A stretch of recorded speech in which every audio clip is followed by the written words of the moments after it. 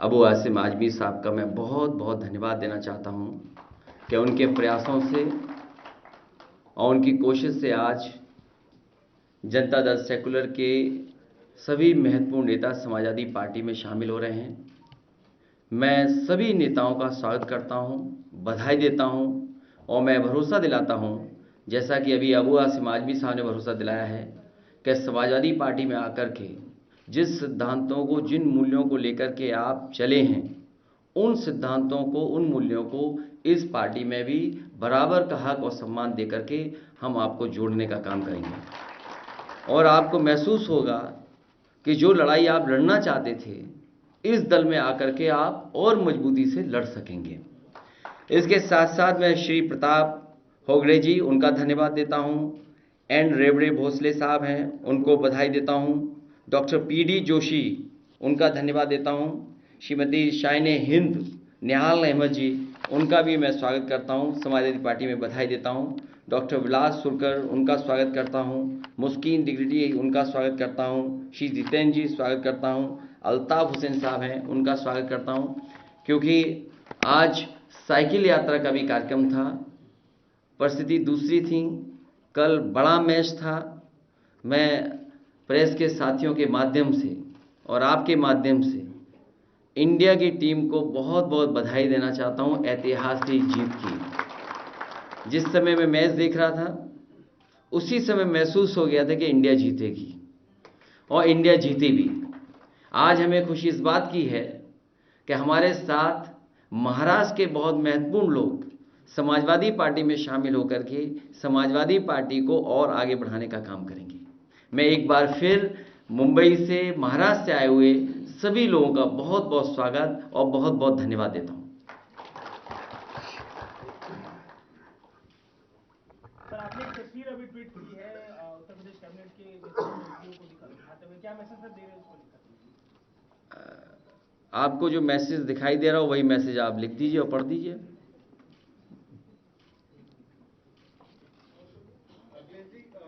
केशव प्रसाद मौर्य बोल रहे हैं कि कितनी भी यात्रा कर लें, कुछ भी कर लें, 2024 में आने वाले नहीं। मुझे खुशी है कि महाराष्ट्र के महत्वपूर्ण लोग हमारे साथ आ गए हैं और पीडीए यात्रा, इसमें सब शामिल हैं। कोई ऐसा नहीं है कि जो अलग हो रहा हो इससे। जहां हम पिछड़े, दलित, अल्पसंख्यक मुसलमान भाइयों की बात कह रहे हैं, वहीं पीडीए हमारा पिछड़े, दलित, आधे आबादी की भी बात कर रहा है। वहीं पीडीए हमारे अगड़ों की भी बात कर रहा है।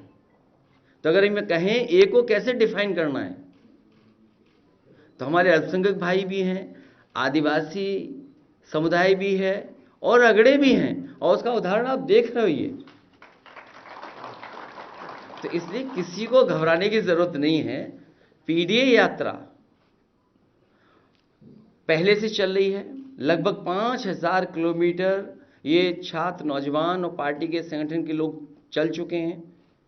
100 से ज्यादा विधानसभाओं में गए हैं, कई महत्वपूर्ण लोकसभाओं से होकर के आ रहे हैं। ये पिछले कई दिनों से चल रहे हैं और आखिरकार ये आखिरी में यात्रा 22 नवंबर से पहले सैफई और इटावा में खत्म होगी। आज क्योंकि ये लखनऊ पहुंचे हैं, इसलिए इस यात्रा में मैं खुद शामिल हो रहा हूं। जहां जहां ये यात्रा चली है, वहां समाजवादी पार्टी के विधायक, समाजवादी पार्टी के महत्वपूर्ण नेता, संगठन के लोग रहे हैं और लगातार मनोबल, उत्साह बढ़ा है। और ये यात्रा ऐसी है जो भारतीय जनता पार्टी की पोल भी खोल रही है।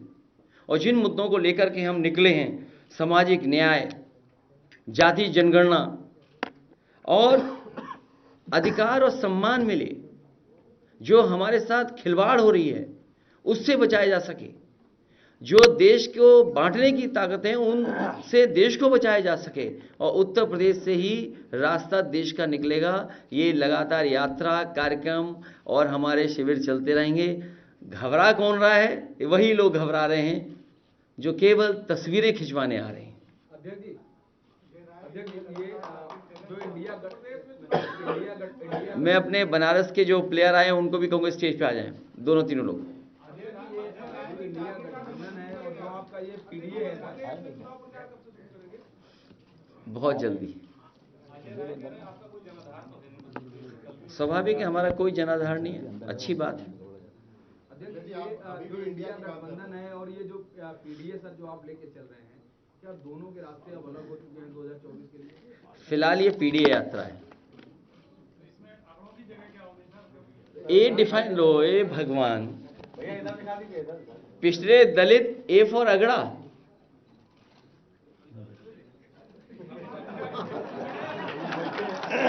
कमाल के लोगो, क्या पढ़ते हो, किस अखबार के हैं आप भाई? अपना परिचय भी दे दो। सी दिस इज दी, यही तो मैं दिक्कत है आपको। यादव का मतलब पिछड़ा। स्टेडियम में मैच देखने नहीं गए थे क्या आप? पिछड़ा क्या हुए हम? क्या पिछड़ा ही ऐसा स्टेडियम बना सकता है? जो पिछड़ा होगा वो नाम बदलेगा। अब बात समझ में आ गई होगी, शायद अभी नहीं आई। ये पीडीए मतलब ए फॉर, बोलिए आप, ए फॉर सी। यही तो दिक्कत है आपके साथ, यही तो दिक्कत है, यही परेशानी है आपके साथ कि आप अगड़ा होकर भी स्वीकार नहीं कर रहे हो कि हम अगड़े हैं। इसीलिए मैंने कहा कि जिसने स्टेडियम बनाया वो अगड़ा है, और जो स्टेडियम में तस्वीर खिंचा रहे हैं वो पिछड़ा है। जो एक्सप्रेसवे बना है वो अगड़ा है।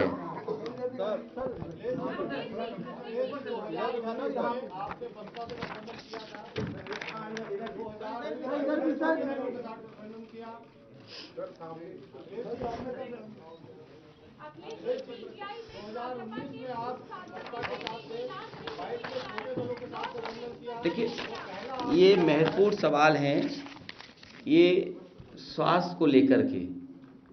और जब भारतीय जनता पार्टी के नेता पूर्व सांसद के बेटे के साथ ये घटना घटी है, यहाँ हमारे जितने प्रेस के साथी हैं वो जानते होंगे, समय समय पर सोशल मीडिया के माध्यम से, प्रेस के माध्यम से, सदन के माध्यम से हम लोगों ने ये बातें रखी हैं कि डबल इंजन की सरकार में जो भरोसा दिलाया जा रहा है कि स्वास्थ्य सेवाएं सबसे बेहतरीन हैं, ये पोल खुलती नजर आ रही है। सोचिए, आप कल्पना करिए कि सांसद होने के बाद उनके बेटे के साथ भारतीय जनता पार्टी की सरकार में ये हादसा हो जाना, उनके बेटे को इलाज न मिलना जिसकी वजह से उनकी जान चली जाए। ये ट्रांसफर करके किसी छोटे अधिकारी को सजा दे करके, डॉक्टर पे आरोप लगा करके समस्या का समाधान नहीं हो सकता। इसका कोई जिम्मेदार अगर है तो मुख्यमंत्री खुद जिम्मेदार हैं, मुख्यमंत्री खुद जिम्मेदार हैं, और डबल इंजन की सरकार जिम्मेदार है, बीजेपी के लोग जिम्मेदार हैं। आखिरकार उन्होंने पर्याप्त बजट क्यों नहीं दिया अस्पताल को? पर्याप्त जो बजट होना चाहिए पीजीआई को क्यों नहीं दिया? या जो आपके अस्पताल हैं उसको क्यों नहीं दिया? इसी प्रेस में मैंने एक बार आपके सामने सवाल किया था, और मैंने पढ़ा अखबारों में, बहुत कम अखबारों ने वो बात लिखी थी जो मैंने कही थी कि अगर एक भी जिला अस्पताल भारतीय जनता पार्टी की सरकार में बनाओ जिसमें गरीब को इलाज मिल जाए, वो अस्पताल हमें बता दे। वो एक भी सरकारी अस्पताल इनकी सरकार में बनाओ जिसमें गरीब को इलाज हो रहा हो तो बता दो हमें आप। ये हमारे बगल में बैठे तूफानी सरोज जी जानते होंगे कि वर्ल्ड क्लास मेडिकल कॉलेज बन रहा था जौनपुर में। क्या जौनपुर में लोग नहीं रहते? उसका बजट खा गई है सरकार, नाम बदल दिया, उसका नाम केवल बदला है, क्या बजट दिया? और आप लोगों को याद होगा जिस समय मैंने सदन में अपनी बात रखी थी, उस समय सबसे पहला जो स्टेट एंड सेंट्रल गवर्नमेंट का मेडिकल कॉलेज बन रहा था, उसके बारे में मैंने चर्चा की थी कि कितने असिस्टेंट प्रोफेसर होने चाहिए, कितने एडिशनल प्रोफेसर होने चाहिए, कितना टेक्निकल स्टाफ होना चाहिए। क्या है बताओ आप? पहला मेडिकल कॉलेज सेंट्रल स्टेट के उससे बना था शाहजहांपुर का। उस समय के जो मंत्री थे वो आए थे, मैं सरकार में था, मैं गया था। आज वो पार्टी के प्रदेश राष्ट्रीय अध्यक्ष हैं। बताओ क्या हालत है उसकी। और जो लोग डेंगू से लोगों को ना बचा पाए, जो लोग डेंगू से लोगों को ना बचा पाए, आप डेंगू के आंकड़े देखिए, आप शहरों से क्या आ रहे हैं, गांवों से क्या आ रहे हैं। कई गांव में 20-20 लोगों की जान चली गई, 30-30 लोगों की जान चली गई। सरकार सो रही है अभी। डेंगू से जान जाना, डेंगू जैसी बीमारी का ये सरकार नहीं इलाज करा पा रही है। इलाज इसलिए नहीं हो रहा क्योंकि सरकार पर्याप्त बजट नहीं खर्च कर रही। ये डॉक्टर्स, टेक्निकल स्टाफ और किसी की गलती नहीं है। ये गलती अगर किसी की है तो भारतीय जनता पार्टी की है, और यही गलती नहीं है। आप देखो, हम इसके विरोधी नहीं हैं कि किस बच्चे को, कहाँ के बच्चे को नौकरी मिल जाए। मैं भी कर्नाटक में पढ़ा हूँ, दूसरे प्रदेशों में पढ़ा हूँ, लेकिन आप मेडिकल कॉलेज में जाइए और देखिए नौकरी कहाँ के लोग पा रहे हैं। एक ही इंस्टीट्यूशन के, एक ही कोचिंग सेंटर के, एक ही शहर के, एक ही स्टेट के, कैसे संभव है? आप देखिए जाके लोहिया इंस्टीट्यूट में जो नए लोग नौकरी पाए हैं, कहाँ के लोग पाए हैं। जाइए SFM मेडिकल कॉलेज देख करके आइए, किन बच्चों को नौकरी दी है, किन के साथ धोखा करी सरकार। इसलिए मुझे उम्मीद है कि आप इन सवालों को भी रखेंगे अपने नज़र में। आज PDA यात्रा है, हम आपसे निवेदन करते हैं कि आप लोग भी उसमें शामिल हों। उत्तर प्रदेश की स्वास्थ्य व्यवस्थाएँ ध्वस्त हैं और बीजेपी केवल साजिश कर सकती है, षड्यंत्र कर सकती है, आप लोगों के माध्यम से रूमर फैलवा सकती है, नई चीज़ उठा सकती है। इसके अलावा उनके पास कोई चीज़ ज़मीन पर दिखाने को नहीं है।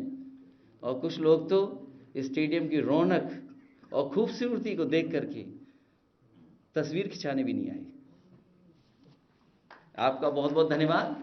और महाराष्ट्र के लोगों का मैं एक बार फिर स्वागत करता हूं, और प्रेस के साथियों से कहेंगे कि समाजवादी पार्टी की तो बात रखें ही रखें, लेकिन स्वास्थ्य सेवाओं पर भी आप जरूर बातें रखें। और ये जो कभी कभी और नेताओं का जो नाम लेते हो आप, मैं जानता हूं ये आपकी स्ट्रेटजी का पार्ट है। और कुछ लोग आंख ठीक होने के बाद भी उन्हें PDA नहीं दिखाई दे रहा। इसमें कोई कमी रह गई हो तो बताओ, वो भी मैं पूरी कर दूं। अभी तो बहुत टाइम है इलेक्शन का।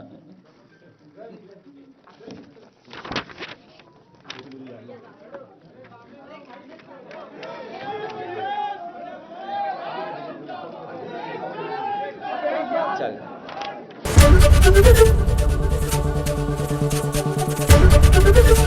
ABP गंगा, खबर आपकी, जुबान आपकी।